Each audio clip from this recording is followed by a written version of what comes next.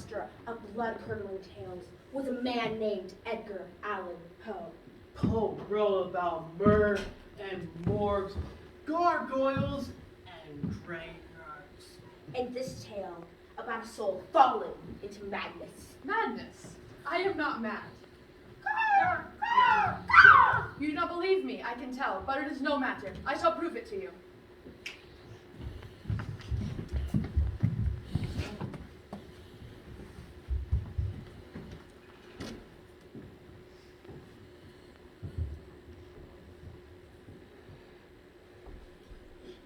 Would you kindly bring me some tea? Of course, I'll be right there, with the morning paper too.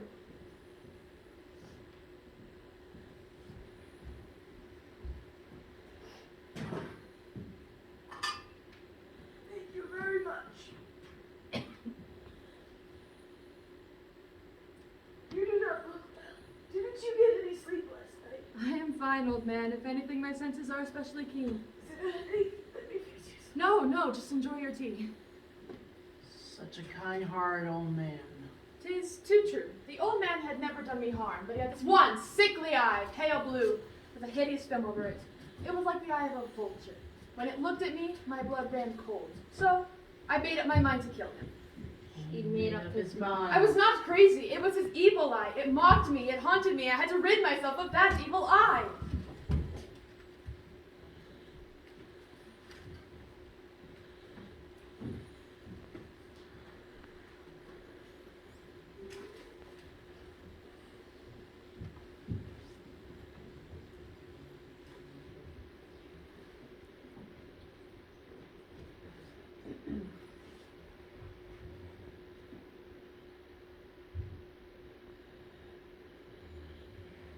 Night after night, I crept into the old man's room.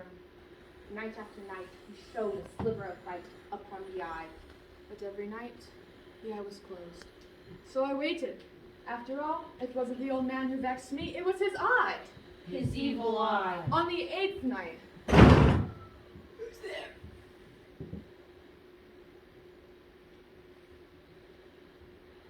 I stood still, hardly breathing. And sensed all the while the old man listening, and then it was the groan of mortal terror, a low stifled sound from the bottom of his soul.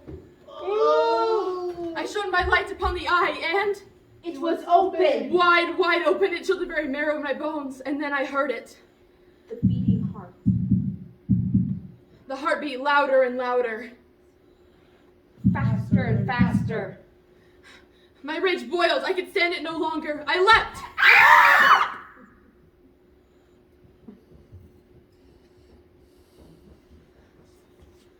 I smiled when the deed was done.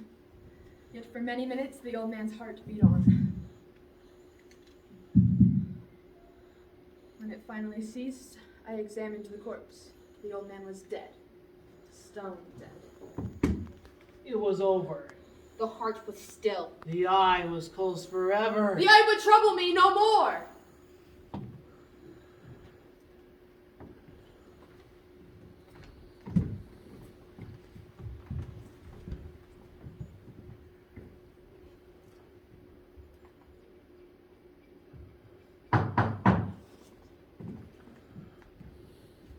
Good morning, ma'am.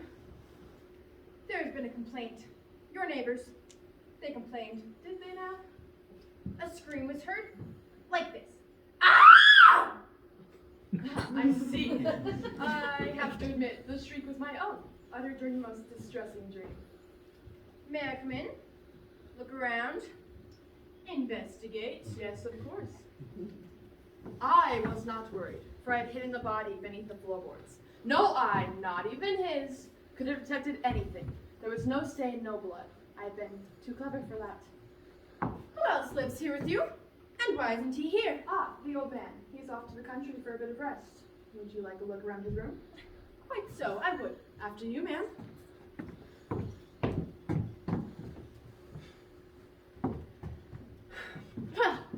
Everything looks fine to me. Nothing out of the ordinary. Everything is quite within the ordinary, I'd say. Care to join me for a spot of tea before you go? That would be lovely. Nice fellow. In indeed.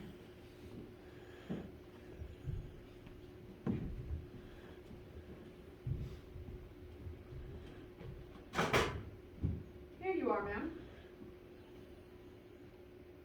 Yes, I served your tea. For what I had to fear, I had hidden the corpse under the exact floorboards where we were sitting. Ah, this is fine tea. They say tea is good for you. And an English breakfast is my favorite. I fooled the officer well. Tell me, could a madman have done that? But soon, our villain grew tired of her. See how pale he has grown. See how he fidgets. See how he sweats. Why wouldn't she leave? Lots of strange things happening nowadays. People acting oddly. Something is in the air. Then there came ringing in my ears. A muffled buzzing sound. The countryside must be nice this time of year. Peaceful, with all the foliage and all. But it wasn't a buzzing at all. It was a ticking. Like that of a watch. Or a clock. Or a bomb. She blathered on as if nothing was wrong. A walk in the woods, but it clears the mind. Much like this tea, it's good for the soul. Couldn't she hear it? Why do they call it an English breakfast? Something to do with the English? Is there such a thing as English lunch tea? Then it came to me. She knew. She was mocking me with her innocent smiles and sips of tea. Oh, the agony! Well,